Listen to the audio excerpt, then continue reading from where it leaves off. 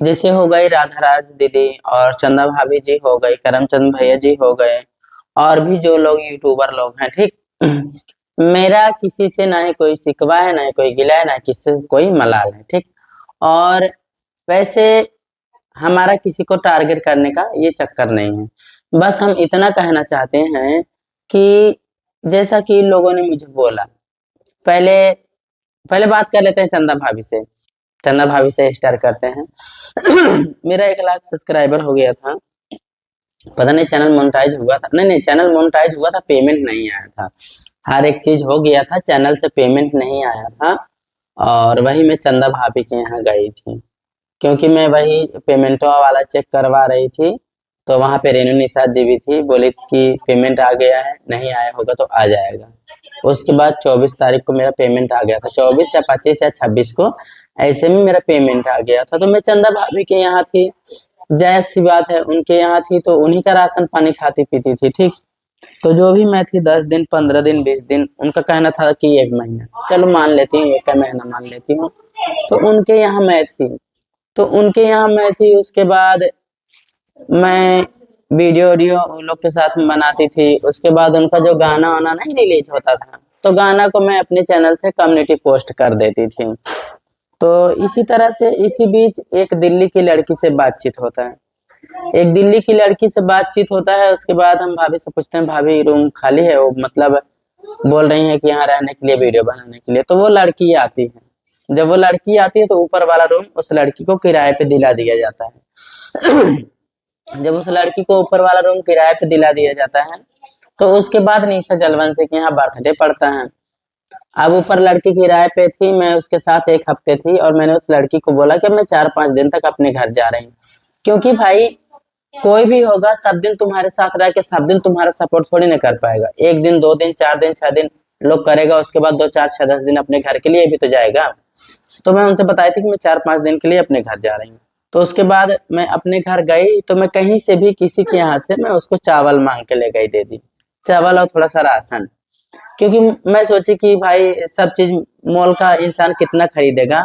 अब भाई हम किन्नर हैं, हम चाहे चाहे नाच के मांगे, चाहे गा के मांगे, चाहे जहीं से मांगे, हम मांग के लेके गए, दिए उनको। आप लोग दोस्तों बात को पूरा क्लियर समझिएगा, तभी समझ में आएगा। तो हम उस लड़की को लेके गए, मांग के दिए। अब वो लड़की चंदा भाभी के कान में क्या भरी क्या नहीं भरी, अब चंदा भाभी जाने और वो लड़की जाने। उसके बाद होता क्या है, मैं निशा जलवंशी के यहाँ जाती हूँ बर्थडे में, जो कि निशा जलवंशी मुझे बुलाई भी नहीं थी, यूट्यूब में बोली थी, तो वैसे मैं भी निशा जलवंशी के यहाँ चली गई। अब उसके बाद वहां पे बात हो रहा था कि एक पत्रकार मेरा इंटरव्यू करने लगा। वैसे मैं इंटरव्यू दे नहीं रही थी वहां पे, वैसे भी लोग बहुत सारे लोग मेरे ऊपर कैमरा किए थे। ये तो पब्लिक का आशीर्वाद था, जो ढेर सारे लोग मेरे ऊपर कैमरा किए थे। तो उसके बाद दोस्तों होता क्या है कि तब तक इंटरव्यू में मेरे से मुंह से निकल जाता है कि मैं महिलाओं का सपोर्ट करती हूँ, जो हमारे तक पहुंचने लायक नहीं होती हैं, मैं उनके भी घर पे चली जाती हूँ। दोस्तों आज के भी डेट में आप लोग हमारा वीडियो देखते होंगे, मैं जरूर छोटे यूट्यूबर के यहाँ चली जाती हूँ। तो उसी बात पे टिप्पणी कर बैठी चंदा भाभी और करमचंद भैया कि कौन सा महिला का सपोर्ट की हो, दिल्ली से ये महिला आई हैं, इनका ये वो ये नहीं किया, वो नहीं किया। इसी में 2-4 बातें बढ़ गई, ठीक। उसके बाद उन्होंने भी कुछ बोला, हमने भी कुछ बोला। करमचंद भैया ने बोला कि जूता से मारेंगे, ठीक। तो वहां पे लोगों ने क्या किया, वीडियो बनाया, हमारे बोले हुए शब्द को लोगों ने छिपा दिया।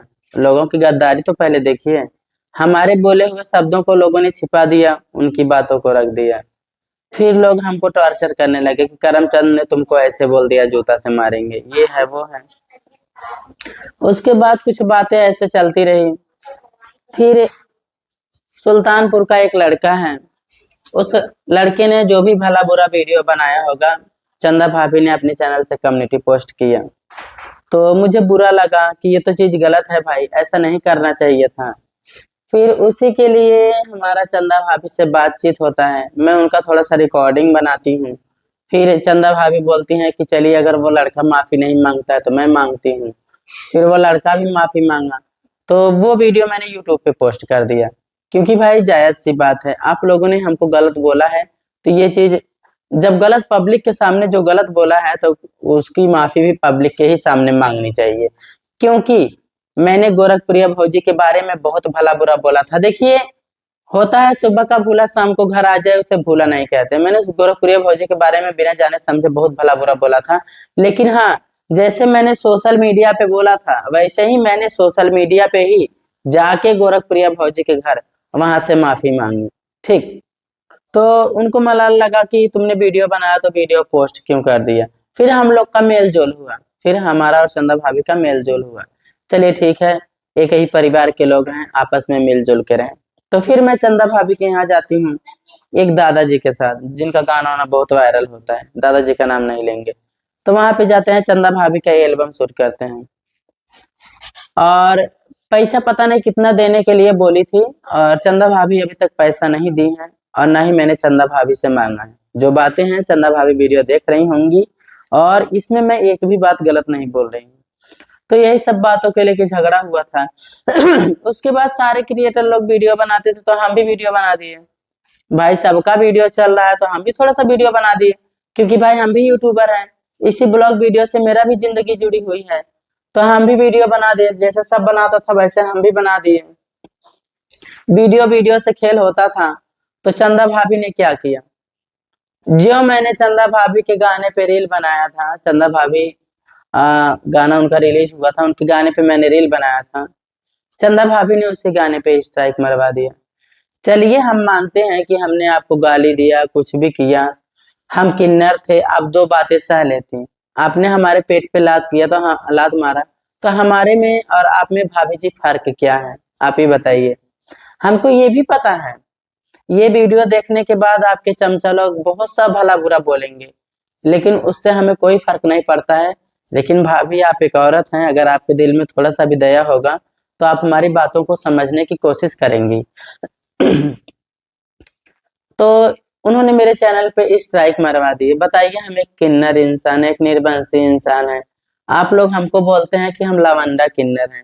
चलो हम मानते हैं कि हम लवंडा किन्नर हैं, और लवंडा किन्नर हैं तो इसका मतलब क्या है कि हम जिए खाए नहीं। हमारे पास भी तो पेट है, हमारे पास भी तो परिवार है, हम नहीं कमा सकते हैं सोशल मीडिया से। आप ही लोग बताइए, आपने हमारे चैनल पे स्ट्राइक मरवा दिया, और फिर स्ट्राइक मारने मराने से चैनल स्लो हो जाता है। आपके चैनल पे स्ट्राइक लगा था, हमने आपके लिए कितना मेहनत किया था, मेरा उसमें कुछ था? कुछ नहीं था। आशीष तिवारी का चमचा लोग स्ट्राइक मारा था, तो मैं आपके साथ गई थी कि नहीं गई थी? हर एक मोड़ पे भाभी जी आपके साथ खड़ी थी। लेकिन आप इतना कठोर कैसे हो सकती हैं, ये मैंने कभी नहीं सोचा था।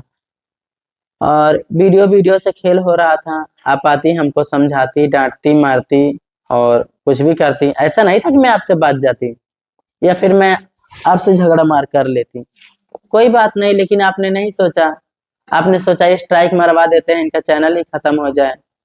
कोई बात नहीं भाभी, मेरा चैनल खत्म हो जाएगा, मैं नहीं खत्म हो जाऊंगी, मैं भीख मांग के खा लूंगी। पेट है तो पेट को पालना ही पड़ेगा, चाहे किसी भी तरह से। पता है भाभी जी, आपको एक बात बताएं, जब आपने हमारे चैनल पे स्ट्राइक मरवाया था भाभी जी ना, तो आपके बेटे का एक्सीडेंट हुआ था। एक्सीडेंट आपके बेटे का एक बार हुआ, फिर दोबारा से हुआ। मेरा वीडियो गया था, आप देखी होंगी कि बच्चा भगवान का रूप होता है, माता रानी करे बच्चा ठीक हो जाए। फिर से आपके बच्चे को चोट नहीं लगा, लेकिन आपने स्ट्राइक नहीं हटवाया। कोई बात नहीं भाभी, जिसके अंदर इंसानियत होता है वो इंसानियत को एक बार समझता है। किसी की गलती की सजा नहीं होती है कि उसको एकदम से दबा दे। इंसान को सुधारने का भी मौका दिया जाता है, इंसान को सुधारने की भी कोशिश किया जाता है, क्योंकि आप एक यूट्यूबर हैं।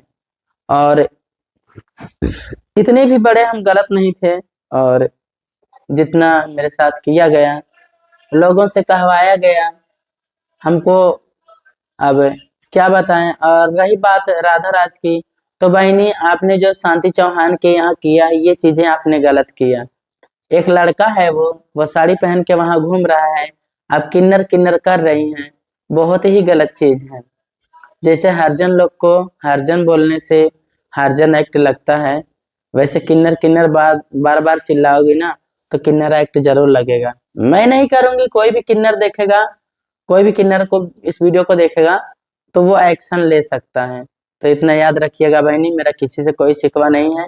और ये वीडियो बनाने का मतलब ये भी नहीं कि हम किसी के दिल को ठेस पहुंचाएं, ये तो एक मानवता के लिए, एक आपस में बातें को देना और मतलब बताने के लिए है। इस वीडियो का मतलब ये नहीं है कि हम आपके दिल पे ठेस पहुंचाएं और आप हमारे दिल पे ठेस पहुंचाएं। जय हिंद। भूल चूक को आप लोग माफ करिएगा।